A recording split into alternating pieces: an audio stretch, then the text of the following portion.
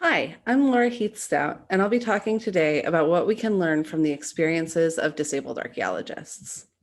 I'm recording this video at my home in Cambridge, Massachusetts, where I am a settler on the lands of the Massachusetts and Pawtucket peoples, and I am employed by Emory University, which is a predominantly white institution located on the ancestral lands of the Muskogee Creek people. For those of you who can't see me, I'm a 31-year-old, non-apparently disabled white woman with chin-length brown hair, and I'm wearing a gray shirt, a colorful scarf, and bright red lipstick. I don't have slides, so the video just shows me speaking with subtitles. If you would like an access copy of this paper to read along or to look at my bibliography, you can find these at lauraheathstout.com/SHA2021. If you'd like to tweet about this paper, please tag me. My handle is at Laura Heath Stout, and I go by she, her pronouns. I'd love to hear what you think of my paper. So if you'd like to discuss it, please tweet at me or email me at laura.heath-stout@emory.edu. We are everywhere. I'm speaking today about learning from the experiences and wisdom of archaeologists with disabilities. What archaeologists with disabilities, you might be thinking? Back when we went to conferences in person, you probably didn't notice a lot of wheelchairs or white canes or ASL interpreters. There are organizations and gatherings of Black archaeologists and queer archaeologists, but I've never seen such a thing for disabled archaeologists. Although, stay tuned, I'm working on changing that. If you look around a field project, you might be very sure that archaeologists are all non-disabled. Indeed, we valorize our physical strength as we brave difficult terrain and wield pickaxes in search of knowledge. But we disabled archaeologists are all around you. Many of us, including me, are hiding in plain sight. You wouldn't know looking at us that we have chronic illnesses or mental health disabilities or learning disabilities or other invisible or non-apparent disabilities. Others are elders whose disabilities we can easily accept due to their age and status in the discipline. Some are younger and have apparent disabilities, but those are relatively few in archaeology. As far as I know, the only systematic quantitative research on the number of disabled archaeologists is from the Inclusive Accessible Archaeology Project in the UK. 16 academic programs in the UK responded to their survey. Of the 2,060 undergraduate students enrolled in these programs in 2005, 13.6% had disabilities, with 63.1% of disabled students having dyslexia or a similar learning disability. Although this figure is 15 years old and limited to undergrads in the UK, it suggests that quite a lot of archaeologists are disabled. I hope that new research will further elucidate the numbers and demographics of archaeologists with disabilities. Once you start looking for us, disabled archaeologists come out of the woodwork. My interviewee, Amy, who has a mental health diagnosis, told me that, quote, I actually am pretty open with people about that because this should not be a dirty fucking secret. And I can't tell you the number of people that I've talked to who are like, oh my God, I'm also dealing with that, end quote. This has been my experience too. I shared a bit of my own story of confronting structural ableism in archaeology as part of a paper I presented at the 2019 SAA annual meeting, and several colleagues came out to me as disabled themselves afterward. Amy and others I will quote in this paper are interviewees from my qualitative research study of intersecting systems of oppression in the discipline of archaeology. I began this study in 2017 as part of my dissertation research, focusing on race, gender, and sexual orientation issues in the discipline. In the 72 interviews I conducted for that project, 4 of my interviewees spontaneously brought up their experiences of disability as they intersected with race, gender, and sexual orientation. All 4 were non-apparently disabled. Between them, they had mental health disabilities, chronic illnesses, and learning disabilities. These interviews, along with my own developing identity as a disabled scholar, inspired me to expand the study. This past summer, I conducted a second series of interviews with archaeologists, this time focusing on disability and class. The methods for these interviews are discussed in depth in my dissertation. They were semi-structured conversations, which I present anonymously or pseudonymously, and the studies were approved by the Boston University and Rice University IRBs. When I started recruiting disabled interviewees in the summer of 2020, I thought I would have trouble finding enough interlocutors.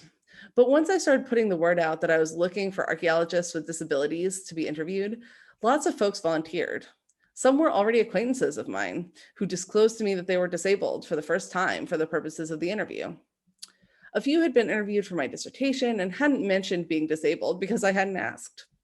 I found that I had already been surrounded by disabled colleagues without knowing it, just as Amy found when she started being open about her mental health diagnosis. In my interviews, I heard about disabled archaeologists' experiences as teachers and as students, field and lab researchers, academics, and CRM professionals. We're everywhere, even when we pass as non-disabled and hide in plain sight.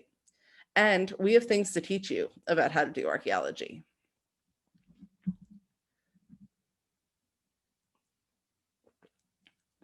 We are your colleagues, not your liabilities. One of my interviewees, Tom, is a graduate student with a disability that affects his mobility. When he applied for field schools, he knew that directors might be concerned about accepting him. So he included a doctor's note explaining his disability and assuring directors that he was perfectly capable of conducting the tasks of archaeological fieldwork. That this note did not clear the way into field projects for Tom. One director reached out to Tom's advisor to ask if he really could do field work because he was of his disability. Another called the doctor to ask invasive questions and was disappointed to hear that privacy laws prevented the doctor from sharing Tom's medical information. He was rejected from a variety of field schools, and his understanding, Tom told me, was that field school directors saw him as a liability. They thought that he would be injured trying to do field work because of his disability and then sue the project. This seems to have held true even when those projects had waivers for all participants to sign, waiving their right to sue in case of injury. Despite his passion for archaeology, excellent grades in archaeology courses, and strong references, field school directors saw Tom as a burden at best and a legal opponent at worst. Because of his disability, they did not see Tom as a contributor to their projects and as a potential excellent colleague. Disabled people are all too accustomed to being seen as burdens and as liabilities.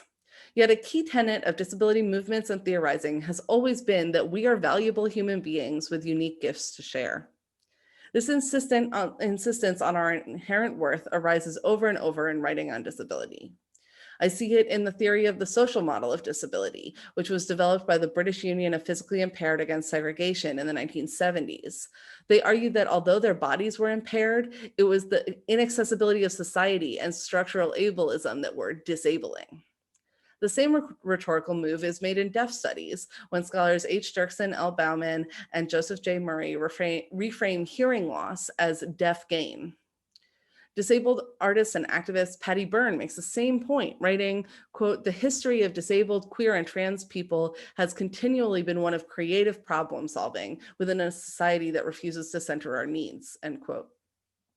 In her book, Care Work, Dreaming Disability Justice, Leah Lakshmi Piebzna Samarsinha celebrates the CRIP skills that disabled people develop and bring to surviving our everyday lives in an ableist society, especially the CRIP emotional intelligence that comes from collaborating with one another to build communities and movements that support all of us with all our diverging needs.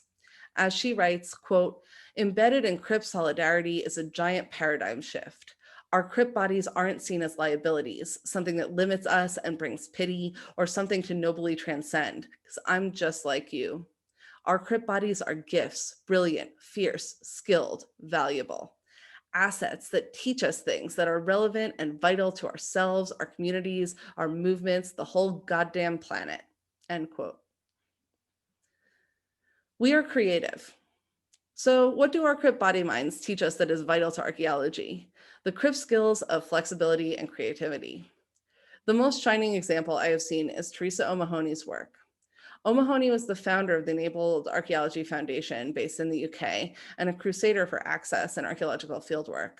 She recorded some of her wisdom in the British Archaeological Jobs and Resources Guide to Enabled Archaeology, which is freely available online.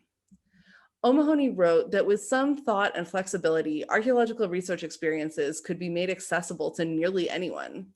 She gave advice on working with disabled participants in advance to ensure access, training staff on the basics of disability and access, helping people tape trowels or spoons to hands that are of unusual shapes or have limited grip, and even digging ramps down into trenches for wheelchair users. O'Mahony brought a special crip combination of creativity, flexibility, and persistence to her work, born from her experience and expertise as a disabled person. Our disabled body minds can also shape our interpretations of the past. One interviewee, Liz, told me that although being autistic means facing ableism, quote, it also comes with different ways of seeing the world, different perceptions, different skills and abilities, end quote. She explained that, quote, there's a lot of potential, end quote, for archaeological research in the skills that are related to her autism, from her strong spatial reasoning to quote, the connectedness in my brain between the left brain sciencey quantitative stuff and the creative stuff, end quote. These traits of hers make her not only able to be an archaeologist, but especially suited to archaeological research. We are interdependent. Another key tenet of disability justice is interdependence. The mainstream disability movement has emphasized independent living, fighting institutionalization of disabled people, and advocating for people to get the support they need to live in integrated communities.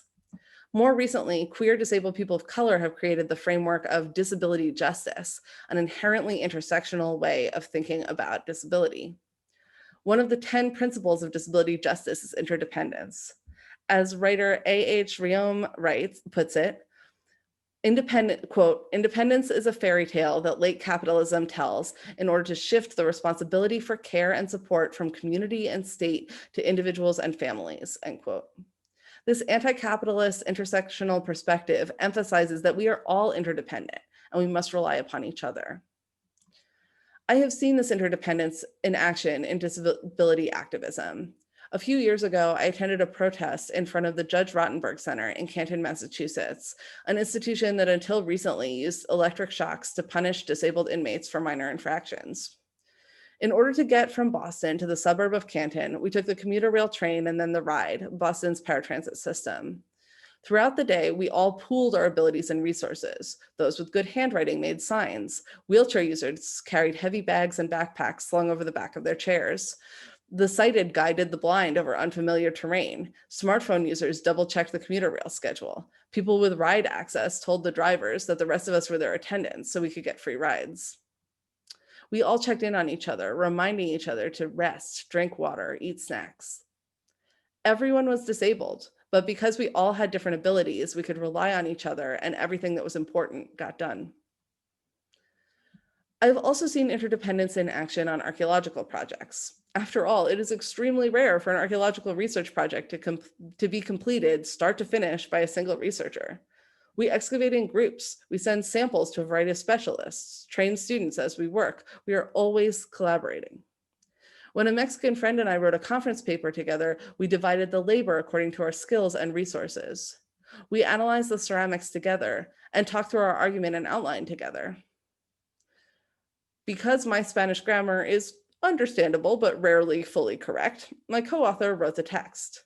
Because she didn't have access to expensive software and therefore hadn't learned how to use it, I used my university Creative Cloud license and Adobe Illustrator skills to create all of the digital figures. Her native Spanish and my technology access complemented each other. I'm sure we can all think of many examples of this interdependence in our work. Disabled archaeologists often see this interdependence very clearly. Liz, my autistic interviewee, reflected that a diversity of bodies and minds is essential for archaeological research.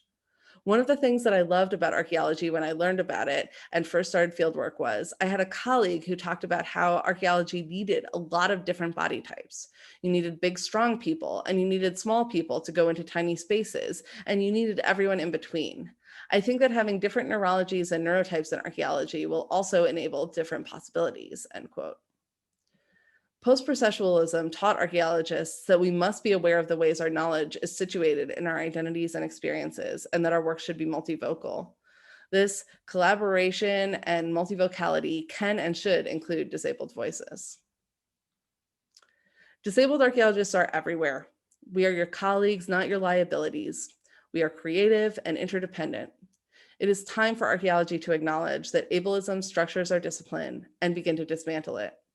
Only by making our discipline accessible and welcoming to disabled archaeologists can we harness the crypt skills, creativity, interdependence, flexibility, and resilience of disabled communities and reach our full potential as a discipline.